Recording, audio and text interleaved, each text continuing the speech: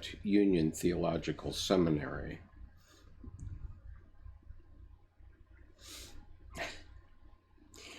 Good afternoon.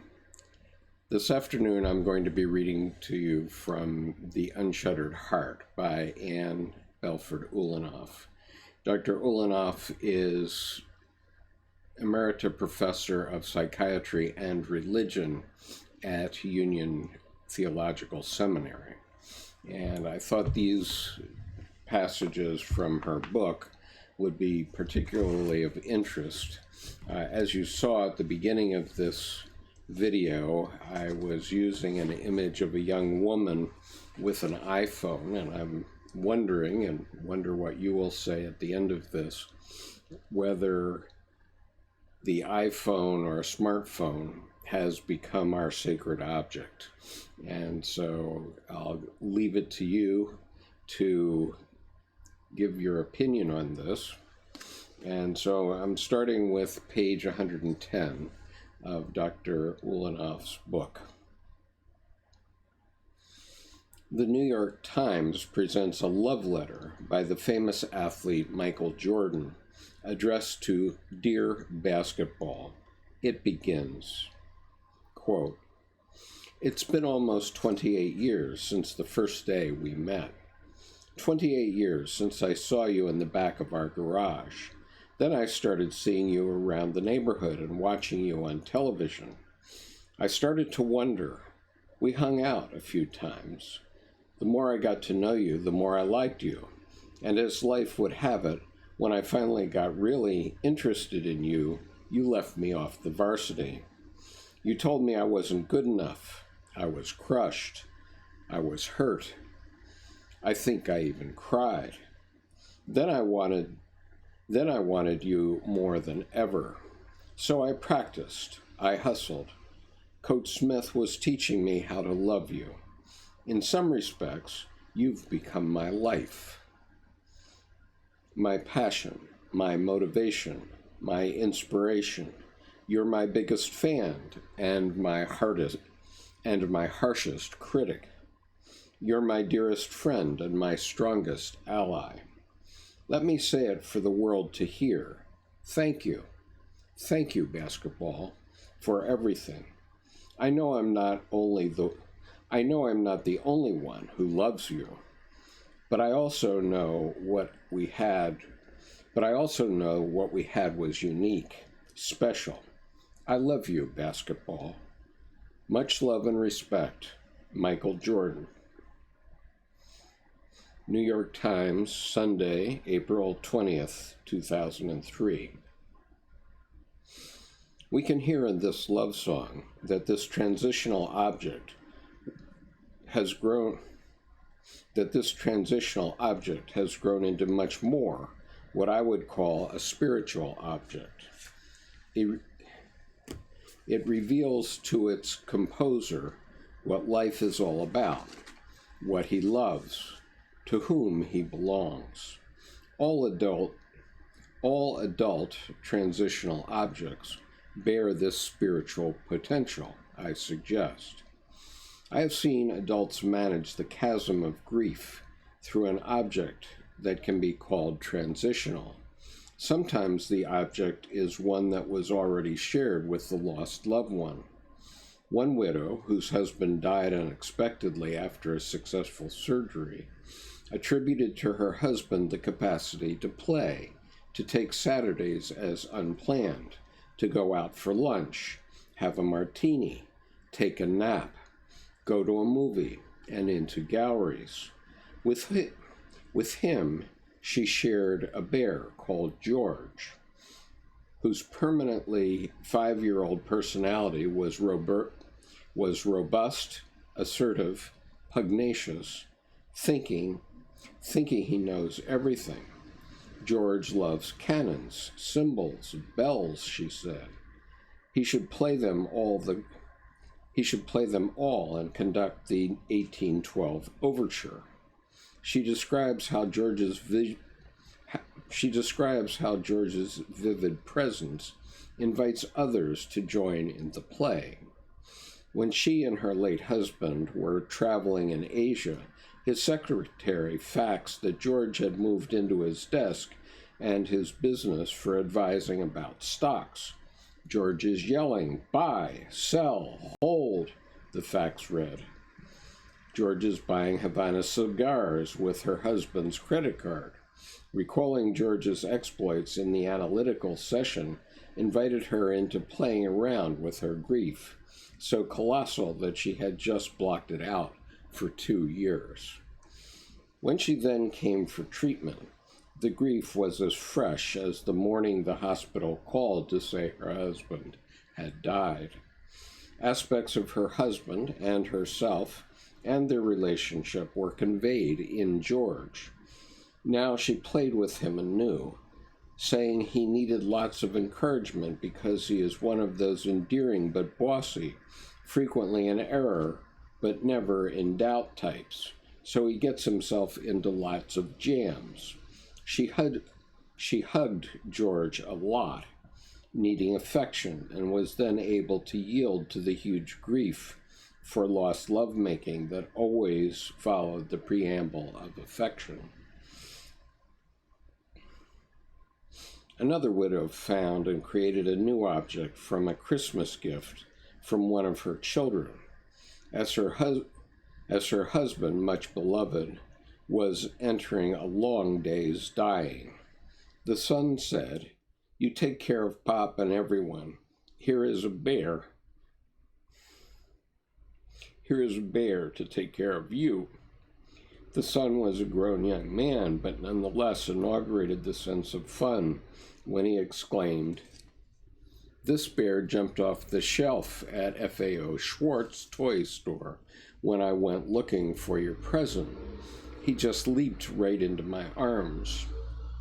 Her husband entered into the game by volunteering the name Pythagoras in response to her musings about the personality of this bear as a mathematician, meditating on things eternal, the structures of the universe, the numinosity of numbers. After her husband's death, the bear then entered the space of her loss, not to deny it nor to substitute for the husband, but to companion her in this emptiness. The woman reported that the bear kept her sane, able to weep and yell and rage and go about her daily life.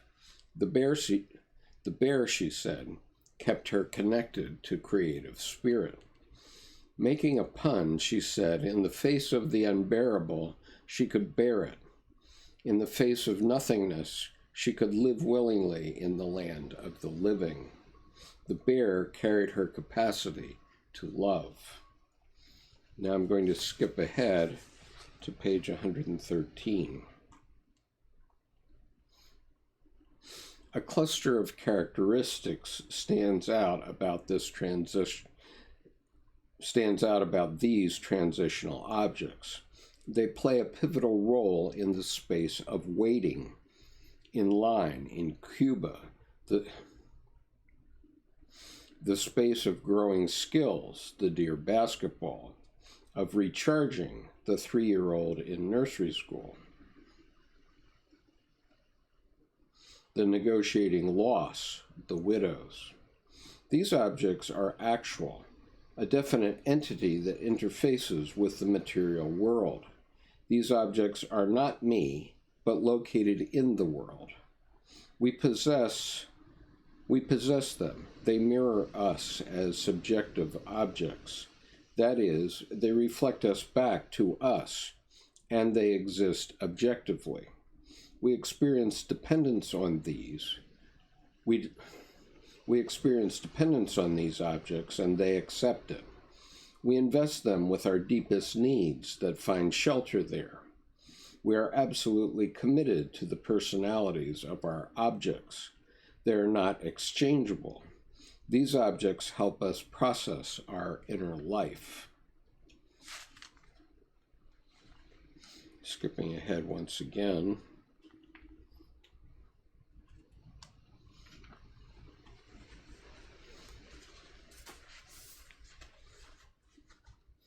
Spiritual objects, I'm reading now from page 118. Spiritual objects not only introduce us to invisible reality made visible, but inject a sense of the ridiculous, the fun of it. We know this is a bear or a rabbit, or a religious relic or scientific experiment, not the ineffable spirit of life, and yet it is. It is both at the same time. We gain the intimation of spirit because we are not identified with the object. Our soul's horizon stretches out. We gain space, spiritual latitude to chart our journey. Jung writes, even the enlightened person remains what he is and is never more than his own limited ego before the One who dwells within him on all sides, fathomless as the abysms of earth and vast as the sky. How can we help but laugh, join in the fun, to find in the big blue rabbit the gift of inexhaustible energy, watching over us as we stand for hours in an airport line, inspected by the officers of a totalitarian country. The rabbit brings the creative spirit into view. She had shared an anecdote earlier on in which she commented on how amusing it was to watch adults with their stuffed animals, which they pretended were for their children, in airport lines. Anyway, that's just an aside. Spiritual objects, then, partake of a particular kind of paradox. They are at once immanent and transcendent objects, and they reveal a reality beyond the human that yet lives in it. If we speak in religious language, we want to say that spiritual objects reveal a God who is transcendent and immanent both. What the spiritual object symbolizes is God Almighty, or whatever we put in the place of the divine. Our spiritual object may stay inhering in the transitional object of the blue rabbit or George, or it may differentiate out from the stuffed species into a saintly relic, a cross, a sacred rock.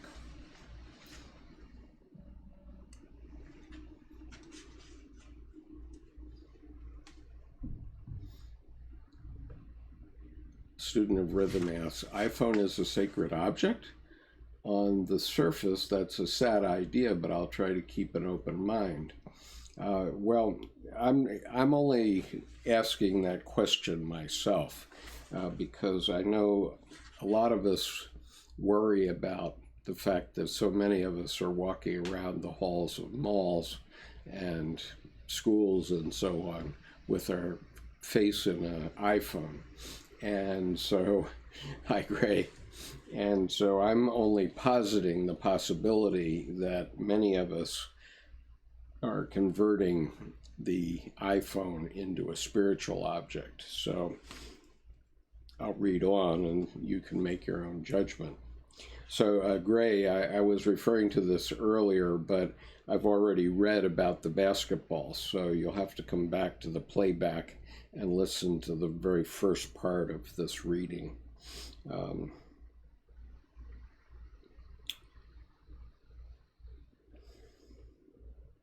But a second rebirth is required of spiritual objects if they are to develop and to endure as a subject objectively there, external to us. The spiritual object conveys a reality of spirit that exists in its own right and appears related to us as its own subject.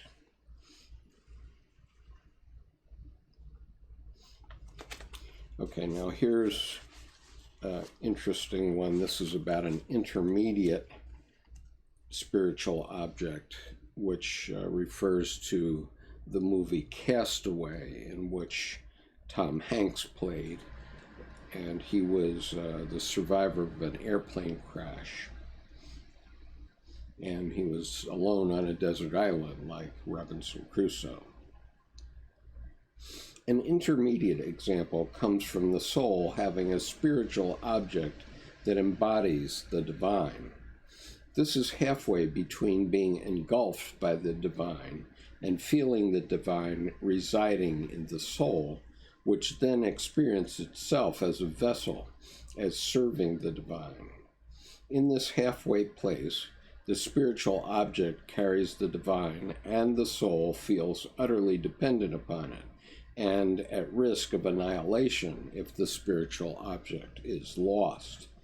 An example is found in the film Castaway, starring Tom Hanks, who survives a horrendous plane wreck to be washed up on a small deserted island in the South Pacific.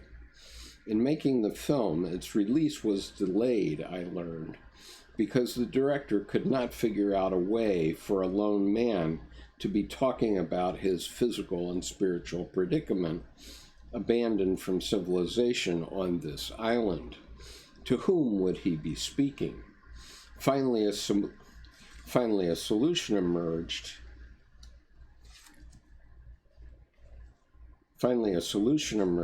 In what we would call a transitional object that grew into what I would call a spiritual object. From the plane wreckage, packages washed up, one including a volleyball. The Tom Hanks character named the ball Wilson from the manufacturer's label, and the problem of dialogue was solved. Wilson accompanied the man's paralysis in despair and botched effort to hang himself, his triumph in making fire, his determination to escape off the island, risking the wide expanses of the sea in hopes of being rescued back into the human community. A pivotal point came in the movie when Tom Hanks falls asleep on his crude raft, and the elevated flag-like positioning of Wilson pulls loose from its moorings and drifts off into the sea. Tom Hanks awakes, sees Wilson going away into the distance, panics, clutches a rope to drag the raft after him as he tries to swim to Wilson, all the time calling out his name. But the tides prove too swift, and Wilson recedes further and further into the waves.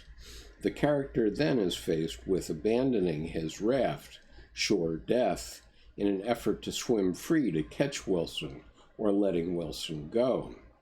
He does the latter and collapses on the raft, sobbing.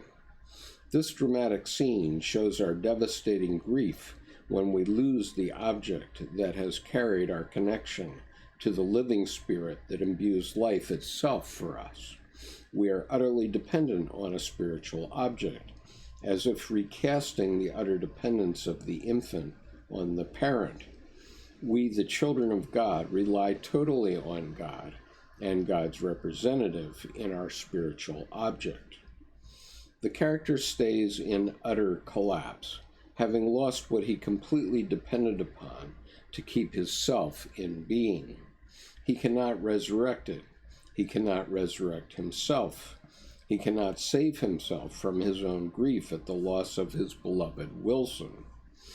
Saving can only come from outside himself. The movie depicts what happens in spiritual crisis, and the stark fact that if the reality of the spirit to which the spiritual object points is really real, it must tell us, show us, cross to us. We cannot originate it. We cannot originate it out of ourselves. We cannot make it happen that it comes back to us.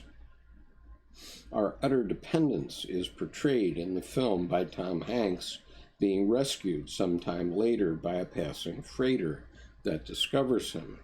He is helpless, prostrate, semi-unconscious on his raft.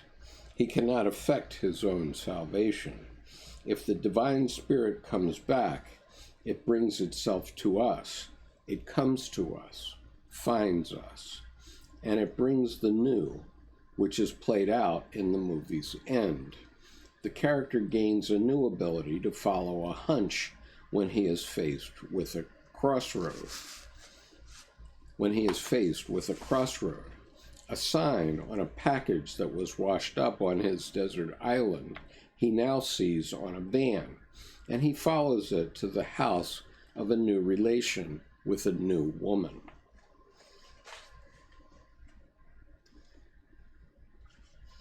There's one more piece that I wanted to read to you.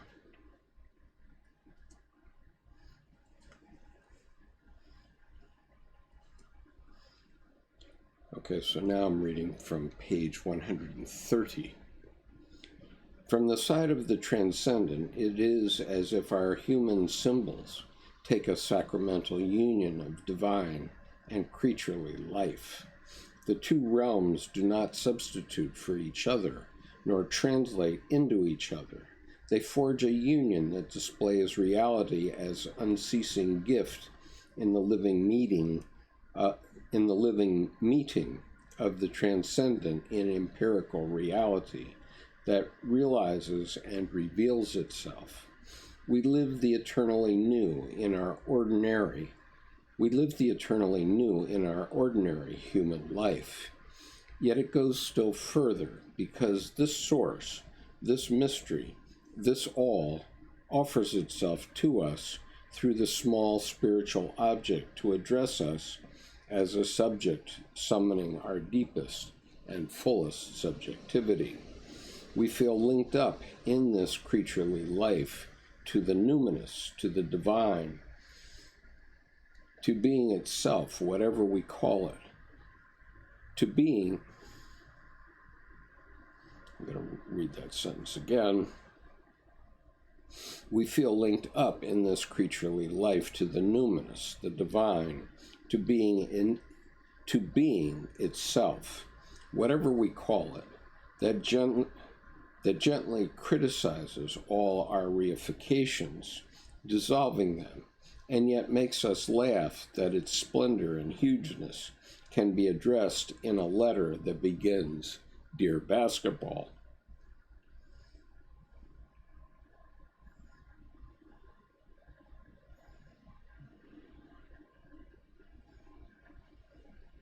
Our tasks change. We fashion a housing for this presence, a residence in our small self, in this time in history in which we live. We house it like a precious ointment in the jar of us, to be poured out sometimes in lavish loving, to be conserved and sheltered, to be squandered in simple acts of kindness. To and with our neighbors. We learn from the poor here.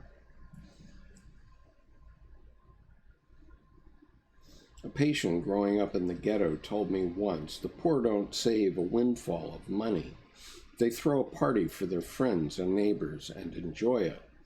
This presence inhabiting us makes us unafraid of self-presence. We become its medium. We inhabit all of ourselves in order to give it a big living space. The eros of being moves us to pass it on to others in altruisms beyond any possibility of repayment.